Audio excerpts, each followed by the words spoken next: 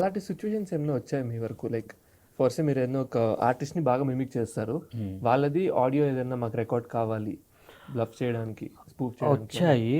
కానీ నేను స్క్రిప్ట్ అడిగేవాడిని యాక్చువల్గా. ఈ పొలిటీషియన్స్ కొన్ని ఎలక్షన్ మూమెంట్లో అట్లా వచ్చినప్పుడు కొన్ని స్క్రిప్ట్స్ వస్తుంటాయి. మామూలుగా చాలామంది చేస్తుంటారు కానీ నేను ఎందుకో నాకు మంచిగా అనిపించలేదు. నేను చేయలేదు. ఎందుకు దాన్ని మళ్ళీ ఎంకరేజ్ చేయడము ఎట్లా ఉంటుంది అంటే ఇక వారి మీద వీళ్ళని చెప్పడం, వీళ్ళ మీద వాళ్ళకి చెప్పడం. యాజ్ అన్ ఆర్టిస్ట్ అది నా వృత్తే అనుకోవచ్చు. కానీ ఎందుకో పాజిటివ్గానే ఉండాలి, బాగుంటే బాగుంటుంది, అందరు బాగుంటారు. తర్వాత పరిణామాలు జరిగే వాళ్ళకి చాలా జరిగినాయి అట్లా కూడా. సో ఎక్కువ కాంట్రవర్సీస్ పెట్టుకోకుండా హ్యాపీగా ప్రశాంతంగా ఉంటే బాగుంటుంది కదా అని అలాంటి వాక్ చాలా కొంచెం దూరంగానే ఉంటాం. Good, nice. So and then మీరు జింగ్ ఎంటర్టైన్మెంట్స్ అని చెప్పి ఒక ఫర్మ్ రన్ చేస్తున్నారు అనమాట. How did it start? ఎప్పుడు స్టార్ట్ అయింది?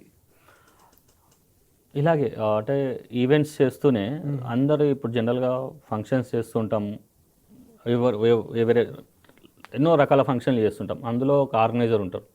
సో అంటే ఓన్లీ మిమిక్రీ అండ్ ఈ వెంట్రలాక్విజం యాంకరింగే కాకుండా ఇది కూడా చేస్తే మనకు ఉంటుంది కదా.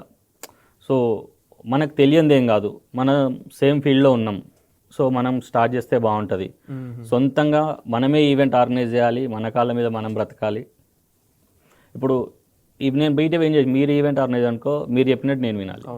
నేనే ఈవెంట్ ఆర్గనైజ్ చేసుకుని నేను చెప్పినట్టు అందరు వింటారు. అప్పుడు యాజ్ అ క్లయింట్స్కి కూడా మనం సజెషన్స్ ఇవ్వచ్చు, ఎలా ఈవెంట్ చేసుకోవచ్చు, we can earn more money. Okay, so ఇది ఒక కాన్సెప్ట్ పెట్టుకొని కొన్ని ఎంట్రీస్ పెట్టుకోవడం, టోటల్ ఆర్టిస్ట్ మేనేజ్మెంట్ అంది కాంటాక్ట్స్ పెట్టుకోవడం. సో ఒక మ్యారేజ్కి ఏం కావాలి అన్ని కాంటాక్ట్స్, ఒక బర్త్డేకి ఏం కావాలి కాంటాక్ట్, ఒక కార్పొరేట్ ఈవెంట్కి ఏం కావాలి, ఓకే, అలాంటివన్నీ ఫైండ్ అవుట్ చేసుకొని, లిస్ట్ అవుట్ చేసుకొని, సార్ట్ అవుట్ చేసుకొని, సో చిన్న చిన్నగా ఈవెంట్స్ చేయడం స్టార్ట్ చేశాను. ఓకే. సో బేసిక్గా మీకు ఈవెంట్ మేనేజర్స్తో కాంటాక్ట్ ఎక్కువ ఉంటుంది కదా ఫర్ దిస్ ప్రొఫెషన్. ఇప్పుడు మన కొత్త ఆర్టిస్టులు వస్తూనే ఉంటారు ఇండస్ట్రీలో. ఎస్. సో ఒక కొత్త యాక్టర్ వచ్చాడు, ఫేమస్ అయ్యాడు, అతని వాయిస్ మీరు మిమిక్ చేయాలి అనుకుంటే హౌ డు యూ స్టార్ట్? ఎలా స్టార్ట్ చేస్తారు? ఎన్ని రోజులు పడుతుంది నేర్చుకోవడానికి? అదే అది డిపెండ్స్ అపాన్ అంటే వాయిస్ బేస్ అండి. వాళ్ళ వాయిస్కి ఇప్పుడు చాలామంది ఒక 100 మంది ఆర్టిస్టులు ఉన్నారు అనుకుందాం మన హైదరాబాద్లో. ఒక 1000 మంది 100 మంది ఉన్నారు అనుకోండి. 100 మంది ఆర్టిస్టులు 500 మంది యాక్టర్స్ ఉన్నారు. అందరూ చేయలేరు. అది 100% పర్ఫెక్ట్ రాదు, అందరూ చేయలేరు. సో మన వాయిస్కి ఏదైతే దగ్గర ఉంటుందో, వాళ్ళ వాయిస్కి మన వాయిస్కి దగ్గరగా ఏదైతే ఉంటుందో అది మనం తొందరగా క్యాచ్ అవుతుంది అనమాట. Okay, okay. ఇంకా ఫెమిలియర్గా చెప్పాలంటే, ఇంకా కరెక్ట్గా చెప్పాలంటే ప్రాక్టీస్. ఇప్పుడు మహేష్ బాబు వాయిస్కి నాకు వాయిస్కి చాలా దూరం. ప్రాక్టీస్ చేయాలంటే చాలా కష్టపడాలి దానికి. చాలా అంటే చాలా కష్టం. ఎందుకంటే నా ఏదైతే వోకల్ కార్డ్స్ ఉంటాయో ఆ బ్యారియర్స్ కొంచెం సెట్ అవ్వవు అనమాట. సో ప్రాక్టీస్ ఏదైనా ఆన్ ప్రాక్టీస్. ఇప్పుడు మహేష్ బాబు వాయిస్ నేను ప్రాక్టీస్లో పెట్టినది రావాలంటే చాలా టైం పడుతుంది. 6 months పట్టచ్చు, 1 year పట్టచ్చు.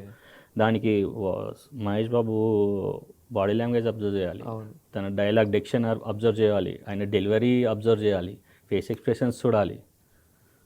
అవన్నీ నేను 100కి 200% ట్రై చేస్తే నాకు 30% వస్తుంది. Okay, okay. అట్లా.